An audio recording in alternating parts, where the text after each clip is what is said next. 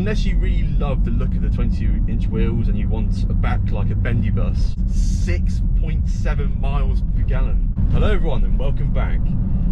Not so long ago I did a video on the things that I love about my Porsche Cayenne Turbo, but not every car is perfect and they do have their flaws, so today I'm going to be addressing the things that I dislike about my Cayenne. Now, some of the dislikes I will be including in this video are quite minor, so take it with a pinch of salt, and I guess you could call it a compliment that the Cayenne is that brilliant, and that's why dislikes are quite minor. So yeah, let's jump in, shall we? So the first thing I dislike about my Cayenne are the wheels, and there are two reasons why I don't like my wheels. So first of all, it's the design of them. They are 22-inch and they are huge, and I believe they aren't standard with the car. And you may be wondering, so why did you buy this car, the 22-inch wheels? Well, I was kind of love struck with the car and I was at an itch. I was like, I must buy this Cayenne. I didn't really think about it, so I bought it, and I'm not really a fan of the way they look. And the second reason I don't like the wheels is because of the size of them. They're 22-inch wheels. Some people might love it, but for me personally, it's a huge drawback to the way this car rides. And it's not actually that bad. That's the annoying part. It doesn't ride that bad. It's quite crashy, and you do feel the bumps, but it's knowing how this car would ride if it was on, let's say, 20s. I mean, imagine 18 or 19-inch wheels. The ride would just be like an ironing board. It's so smooth. But yeah, like I said, the ride isn't actually that bad. It is crashy, but yeah, just knowing that in the back of your mind, how well the ride would be if it was just on smaller wheels, and they would look better as well, is fairly annoying. So yeah, unless you really love the look of the 22-inch wheels and you want a back like a bendy bus, then I would just skip the 22-inch wheels and get 20s. They look fantastic, they suit the look of the car, and you'll get a much better ride, I imagine. The next thing I dislike about my Cayenne, they kind of go hand in hand with each other, and that is the leather seats. There's nothing wrong with the comfort aspect. They are supremely comfortable, and they are as comfortable as probably your grandmother's armchair. But it's the look of them, and it's the creases, and I don't know what the word is called. I don't know if you guys can resonate, but it has that really creased and draggy looking style to them, and I think it comes across all of the seats on the 955 generation Cayenne. So yeah, I don't know how you can really fix that. I'm not sure if it is every Cayenne 955, but yeah, I'm not a really big fan of these creases. It just looks a bit saggy and yeah, not very nice. Then the next thing I dislike about the seats is no fault of their own, but it's actually the colour. I really wanted that sandy beigey colour interior, but I got talked into, you're not going to own this car long enough to warrant having that colour, and if you have that colour you will form an attachment to the car and probably want to keep it, which is very true. But this, I don't know, it's this grey interior. I mean, it's not too bad, but yeah, it doesn't do much for me. But then again, I didn't really want black because this makes the interior look very drab and a bit dark and dingy. I wasn't really a fan of black interiors. I've had plenty of those over the years, but yeah, this white interior doesn't do much for me either. Another thing I dislike about my Cayenne was quite a surprising one when I first bought it. I didn't realise this was the case, but at a standstill, if you want to rev your car because you love being obnoxious, it only revs to 4k RPM, and I was so shocked. I thought this was a new feature in modern cars because of noise emissions and so on, but yeah, this car is near enough 20 years old, and this, even back then, it had a soft limiter at about 4,000 RPM. I couldn't believe it. I still can't believe it, which is fairly annoying because it sounds really good at 4k RPM. So imagine what it sounds like at 6,000 RPM-ish is what it revs to. So yeah, fairly annoyed about the soft limiter.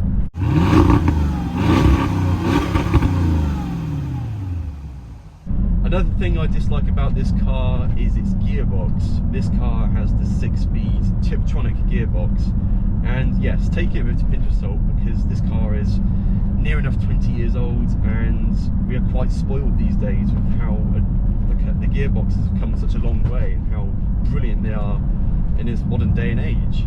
However, this is a sports utility vehicle with a lot of power, so the last thing you want is when you're in a situation you want to put your foot down and you have a huge lag on the kickdown. So for example, I'm cruising at 39 miles an hour, and if I put my foot down, it gets going, but it does take, I don't know, maybe a good 2 seconds. It kicks down initially, and then it kicks down again to try and find an even higher gear to go into. So it's quite laggy. However, you can push the gear selector to the side, and then you can unleash manual mode, which are done by these little buttons on the front of the steering wheel, which then allows you to control whichever gear you want to select. And it's not the changes aren't instantaneous, but it's a lot more efficient and a lot quicker than just using the normal auto box. Now the next thing that I dislike is the lack of external noise. Now this could be deemed as a positive or negative, down to the individual, but for me personally, I love noise, and the whole point of a V8 is to hear that thunderous roar. So yeah, when you're in the car and you put your foot down, you do get a lovely V8 roar, and you do hear the car quite well inside the cabin. However, when I was filming some flybys the other day, well, you can just hear in the video, there's not much noise. It's quite muted and discreet, which I suppose some people like, but for me, yeah, it just hasn't got enough oomph if I just overlay the video now.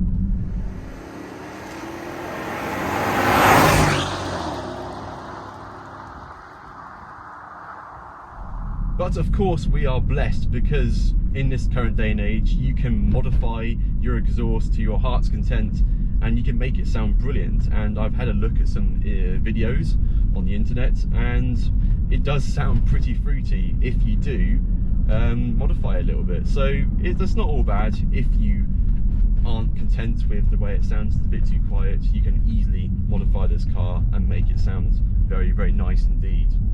Now this next dislike is quite petty, and if you have OCD like me, not extreme, but if you're quite attentive and you notice things which are quite peculiar, like I will pick up something quite easily, whether it's a sound or anything in that regard, then you will dislike this quite a bit, and it's the indicator.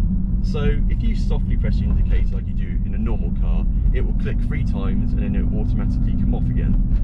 But in this car, it does it an agonising 5 times.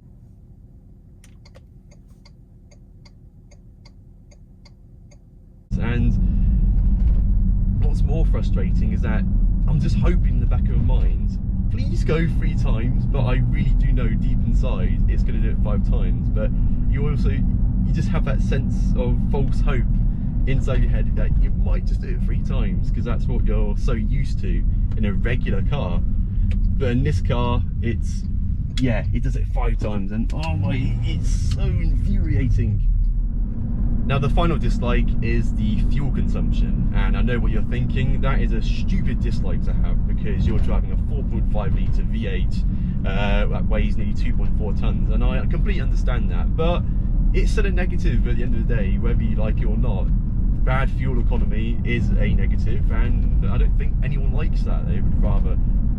People would rather dislike it than like bad fuel economy. So this car has, I think, roughly nearly 100 litre fuel tank, and on this particular tank I've done 209 miles, and we are approaching, well, it's gone under quarter, so I don't know how much we're expecting, maybe 250, 260 miles before it'll need filling up again. So it's quite thirsty, so to speak. So on this tank of fuel I have reset the MPG on the computer, and so far it is reading 13.4 miles per gallon. I'd say some of it's been dual carriageway, some of it's been some cross country and town driving, and some of it's been quite spirited. But yeah, 13.4 miles per gallon, that is a rather expensive figure to look at.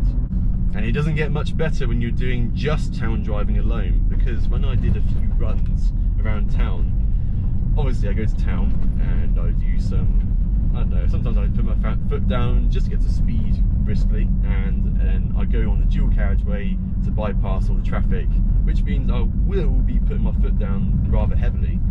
And I think it was like a 2-mile journey, and I looked at the computer and it recorded 6.7 miles per gallon. 6.7 miles per gallon! Imagine if this was only a town runaround. I can't begin to imagine the enormity of the expense of how fuel bills you'd be getting. So yeah, just bear in mind, if you do buy one of these, you will be getting some low figures. As for long journeys, I can't recall what MPG I used to record, so I can't give you an estimate figure really, but I could imagine it'd be high teens, low 20s if you were to take this on like a hypermile or just a long trip down to Cornwall, let's say. So there we are, guys. They are the dislikes I have about my Porsche Cayenne Turbo, and for about half of them, or most of them, they are just things you can fix yourselves if you wish. So there isn't really much to dislike about this car. It's so well rounded and such an excellent car to live with and use. So if you have enjoyed this video, I would really appreciate it if you could show your support by giving this video a like, and any comments down below are very welcome indeed. And if you could subscribe, that would go a very, very long way too. So thank you very much for watching, and bye for now.